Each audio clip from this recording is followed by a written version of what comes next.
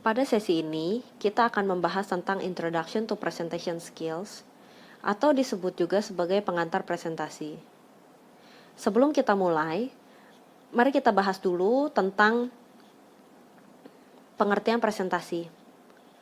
Sebetulnya apa sih itu pengertian presentasi? Ada yang bilang presentasi adalah teknik berbicara di depan orang banyak. Tapi jika bentuknya orangnya hanya 2 orang sekalipun, itu bisa disebut sebagai presentasi. Maka dari itu, setelah saya membaca, setelah saya mencoba mengolah sendiri pengertian presentasi berdasarkan pengalaman saya, kesimpulan saya, pengertian presentasi adalah seni pencapaian tujuan yang diharapkan oleh pembicara kepada hadirin secara langsung. Nah, ini adalah pengertian presentasi menurut saya. Yang perlu saya notes di sini adalah presentasi bentuknya adalah sebuah seni. Presentasi adalah sebuah art, sebuah teknik acting, sebuah seni pertunjukan. Jadi presentasi itu kita harus istilahnya dalam tanda kutip berpura-pura di panggung untuk mendapatkan perhatiannya hadirin. Jadi presentasi adalah sebuah seni, dan di sini juga saya notes bahwa dia lakukan secara langsung.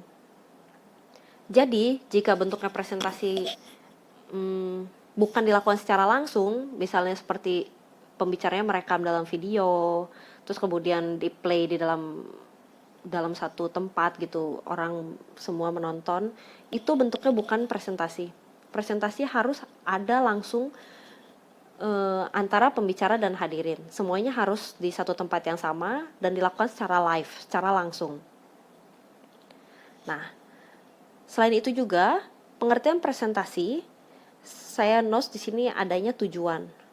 Jadi pembicara ini punya tujuan tertentu nih untuk disampaikan ke hadirin. Nah, tujuan pembicara ini penyampaiannya yaitu dalam bentuk presentasi.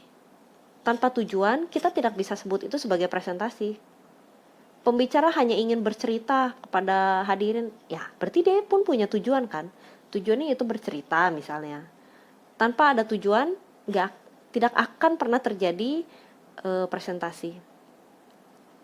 Nah, setelah kita mengetahui pengertian di sini, nah kita bertanya-tanya juga dong, sebetulnya kalau begitu apa sih tujuannya presentasi? Bisa disebutkan nggak contoh-contoh tujuan presentasi? Sebetulnya ya presentasi ada tujuannya.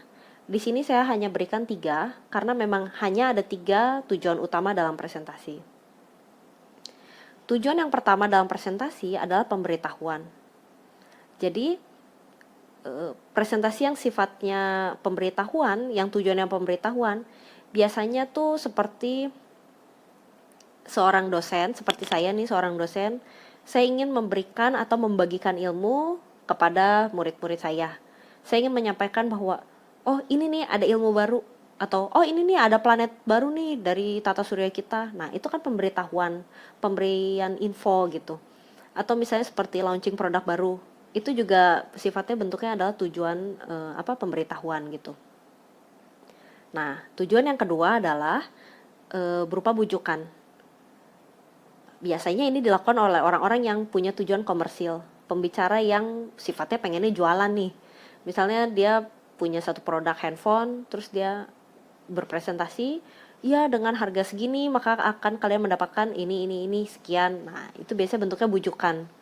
Atau biasanya bujukan itu untuk organisasi yang non-profitable.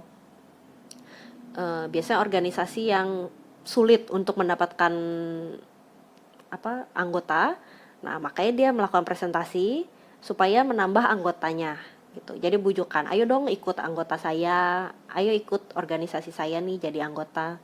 Nah, itu tujuannya adalah berupa bujukan. Tujuan presentasi yang ketiga adalah penyampaian niat. Saya punya niat, saya ingin dunia yang lebih damai.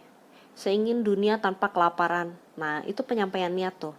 Jadi tujuan presentasi seperti itu adalah menyampaikan niat kita.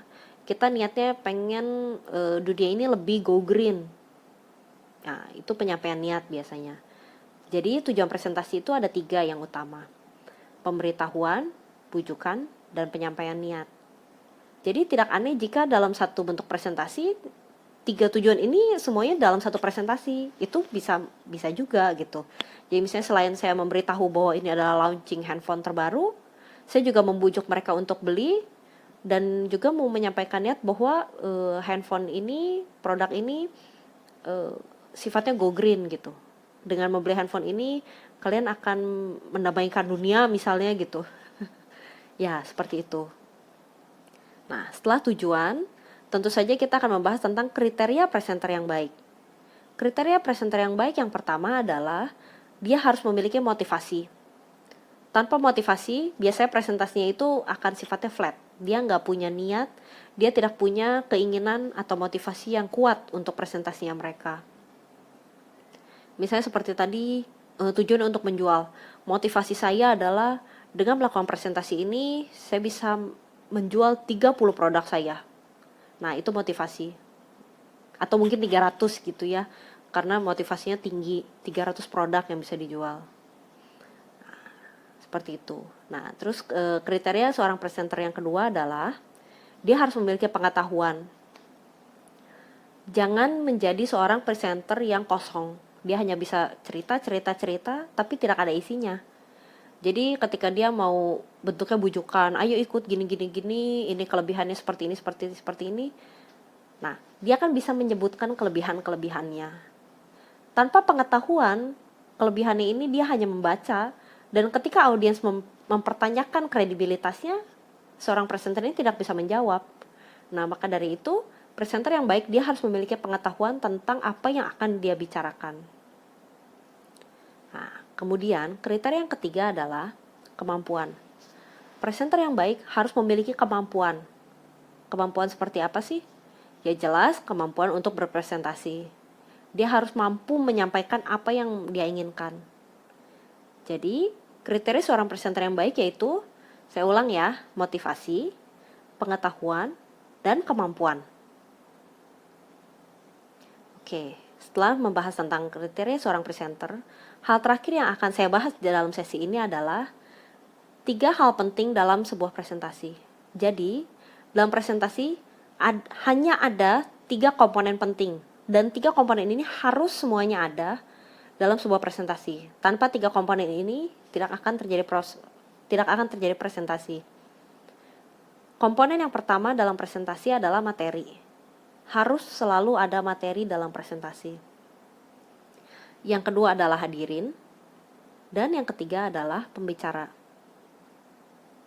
Dalam presentasi, tanpa adanya materi, hanya ada hadirin dan pembicara, itu bukan presentasi. Mungkin itu hanya komunikasi saja, karena tidak ada materinya.